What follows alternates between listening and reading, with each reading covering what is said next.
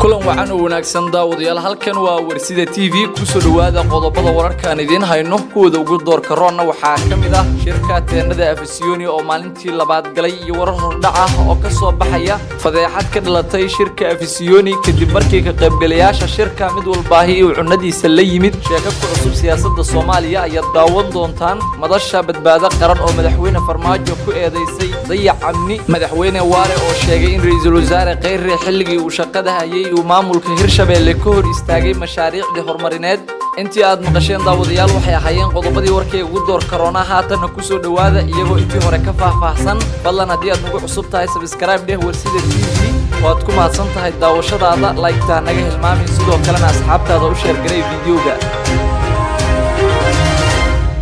shirka tendada Afisiyoni ayaa maalintii labaad galay waxaana shirka uu yahay mid ay ka soo baxayaan warar hordhac ah waxaa maanta mar kale uu shir tendada Afisiyoni uga socdaa madaxda dawladda federaalka iyo dawlad goboleedyada shirka oo maalintiisii labaad galay ayaa waxaa looga hadlayaa arrimaha cakiran ee dhanka doorashooyinka qaranka iyo sidii ay u qabsoomi lahaayeen shirarka arrimaha khilaafaadku ay ka taagan yihiin lagu xalinayo waxaa jira qodobo dhowr ah oo wali ay isku mari la yihiin madaxdu iyadoo ay xusid mudan tahay in shirka maanta ka soconaya tendada Afisiyoni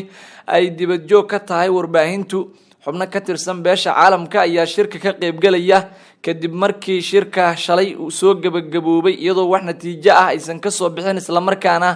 la isku fahmi waayay qodobo dhowr ah madaxweynayaasha dawlad goboleedyada oo isugu jira kuwa taabacsan dawladda federaalka ah iyo sidoo kale kuwa kale oo ka aragti duwan ayaa isugu tagay tendada Afisiyoni iyagoona isku qabtay qodobo dhowr ah oo dood adag ay ka yeesheen kulankii shalay ayaa la xasuustaa waxaana labada dhinac dhaxmartay dood adag oo ku saabsanayd arrimaha doorashooyinka ee xalka u baahan in laga gaaro madaxweynaha jamhuuriyadda federaalka Soomaaliya mudane Maxamed Cabdullaahi Farmaajo iyo ra'iisul wasaare Roble ayaa si weyn uga hadlin waxaana maanta kulanku uu yahay mid si habsami leh u socda isla markaasna ay isku hor fadhiyaan madaxda dawladda iyo dawlad goboleedyada shanta ah kulanka ayaa saacadihii ugu dambeeyay waxa uu yahay mid madaxda u socda waxaana uu salka ku hayaa sidii xal waara looga gaari lahaa arrimaha murugsan ee dhinaca doorashooyinka qaranka kulamada socda ayaa waxa ay hordhac u yihiin shirka guud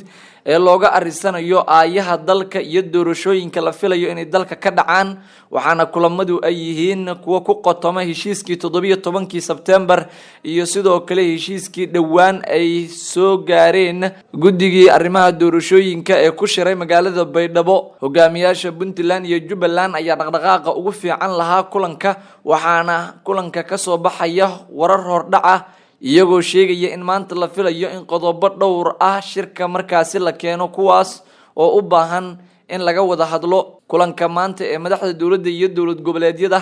ayaana waxa uu yahay mid si aad ah xasaasi u ah isla markaana ka duwan kulamadii hore waxaana uu yahay mid warbixino maanta looga dhageysanayo guddiga isku dhafka ah ee arrimaha doorashooyinka ee magaalada Baydhabo ku shiray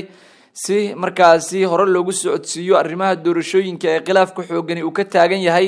madaxweynayaasha dawlad goboleedyada iyo sidoo kale madaxda dawladda federaalka ayaa khilaaf xooggan uu ka dhaxeeya waxaana kulamada iyo shirarka socda ay yihiin kuwa xal loogu raadinayo si dalka doorasho wada ogol ay uga dhacdo iyadoona haatan ay socdaan dadaalo dhowr ah oo lagu bixinayo sidii dalku u gaari lahaa doorasho la wada ogol yahay taasi oo noqota mid haatan la wada sugayo isla markaana la filayo in waqti badan iyadoo ay qaadan ay dalka ka dhacdo waana tan keentay cadaadis xooggan lagu saaro madaxda dawladda iyo dawlad goboleedyada in kulankaasi la dedejiyo isla markaana uu noqdo kulamada socda kuwa xal loogu helayo inay qabsoomaan shir xal looga gaarayo arrimahaasi dhanka kale fadeexad ayaa ka dhalatay shirka Afisiyoni kadib markii mas'uuliyiinta ka qayb galaysa ee madaxda dawladda iyo dawlad goboleedyada mid walba uu cunadiisa la yimid waxaana arrintan ay noqotay mid sheeko cusub oo siyaasadda Soomaaliya ku cusub noqotay ka qaybgalayaasha shirka Afisiyoni ayaa la arkayay iyadoo cunada meelo kala duwan looga keenay waxaana shirkii shalay ka dhacay xarada Afisiyoni uu ahaa mid ceeb iyo ama kaagba uu ka dhashay kadib markii la arkay arrin aad u fool xumay taasi oo salka ku haysay in kalsooni darre ay mas'uuliyiintu kala muujinayeen isla markaana mid walba uu cunadiisa soo qaatay uu sheegay inuusan ku kalsoonayn cunada laga karinayo ee lagu martisoorayay mas'uuliyiinta shirka ka qayb galaysay kalsooni daradan ayaa salka ku haysa khilaafka madaxda dowladda iyo dowlad goboleedyada waxaana ay muujinaysaa in aragtida madaxda dowladdu ay wali kala fog tahay. waxaa jira cabsi xoogan oo madaxda qaar ee dowlad goboleedyadu ay ka muujinayaan mas'uuliyiinta dowladda waxaana ay sheegeen inay ka cabsi qabaan in cuntada wax loogu soo daro isla markaana loo sameeyo waxaana ay sheegeen in ay nafsadooda ku kalsoon yihiin isla markaana aysan ku kalsoonayn cunada markaasi loo keenayo. madasha badbaado qaran ayaa madaxweyne Farmaajo ku eedeysay dayac amni. madasha badbaado qaran oo war qoraal la soo saartay ayaa waxa ay si aad uga hadashay arrimaha amniga dalka waxaana ay sheegtay inay jiraan qalqal dhanka amniga ah isla markaana loo baahan yahay in xal ay ka gaarto dowladdu. laamaha amniga dowladda federaalka Soomaaliya ayay sheegeen in habacsanaani ay ka jirto waxaana madashu ay ku eedeysay arrintan loo baahnaa in uu markaasi xil iska saaro madaxweynaha jamhuuriyadda federaalka Soomaaliya mudane Maxamed Cabdullaahi Farmaajo oo muddaxileedkiisu u dhamaaday. madasha badbaado qaran ayaa ku bogaadisay ciidamada dowladda dagaalada ay muddooyinkii dambe ay la galayeen dagaalamayaasha al-shabaab waxaana ay sheegeen in ciidamada dowladdu ay guulo dhowr ah dagaaladaasi ka soo gaareen loona baahan yahay in halkooda ay ka sii laabaan. madasha badbaado qaran ayaa waxa ay madaxweynaha muddaxileedkiisu u dhamaaday ay ku eedeysay in hay-adaha sirdoonka qaranka Soomaaliyeed ay waajibaadkooda koowaad u ahaa in xoogga ay saaraan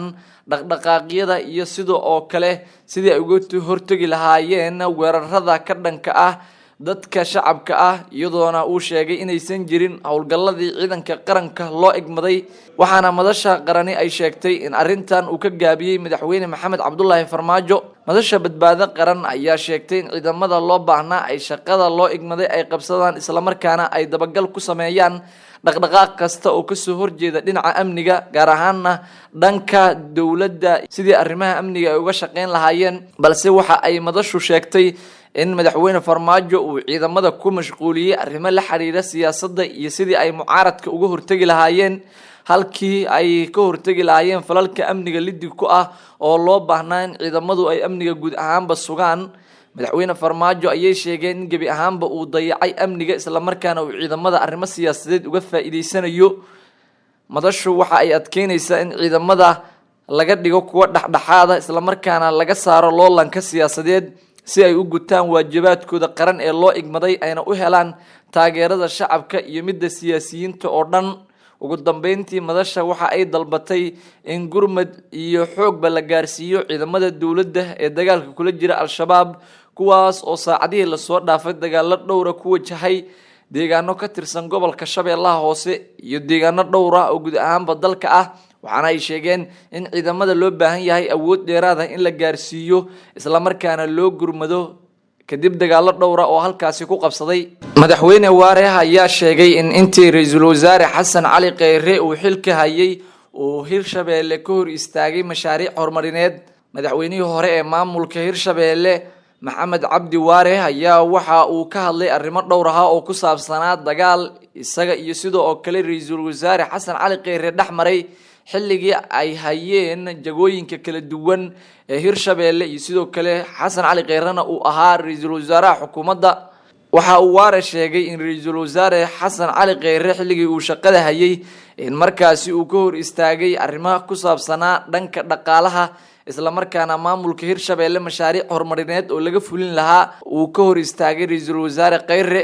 madaxweyne Waare ayaa waxa uu sheegay in maamulka Hirshabeelle laga hor istaagay inay dhistaan dhanka dhaqaalaha waxaana uu sheegay in ra'iisul wasaare Kheyre uu kala dagaalamay dhanka dhaqaalaha maamulka Hirshabeelle wax kasta oo aan sameynay oo aan ku dhisanaynay dhaqaalaha waxaan naga hor istaagay ra'iisul wasaare Kheyre ayuu yiri madaxweynihii hore ee maamulka Hirshabeelle Maxamed Cabdi Waare. ilaa iyo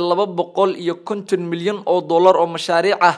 oo lagu horumarin lahaa deegaanada ra'iisul wasaare Kheyre ayaa naga hor istaagay ayuu yiri madaxweynihii hore ee maamulka Hirshabeelle. madaxweyne Waare ayaa sheegay in uu gaaray heer ahaa in wasiirada xukuumadda ra'iisul wasaare Kheyre in uu kala hadlo in Waare uu iscasilayo balse loo baahan yahay in cunaqabateynta iyo hor istaaga laga qaado shacabka Hirshabeelle waxaana uu sheegay in arrintan uu gudbiyay ra'iisul wasaare Xasan Cali Kheyre iyo xukuumaddiisa oo uu sheegay in isaguba uu tanaasuli lahaa diyaarna uu ahaa inuu xilka isaga tuuro si shacabka cunaqabataynta iyo waxyaabaha laga hortaagan yahay mashaariicda ah loogu fuliyo. guud ahaan daawadayaal warkii aad kala socoteen Warsida TV waa naga intaa nabadgelyo.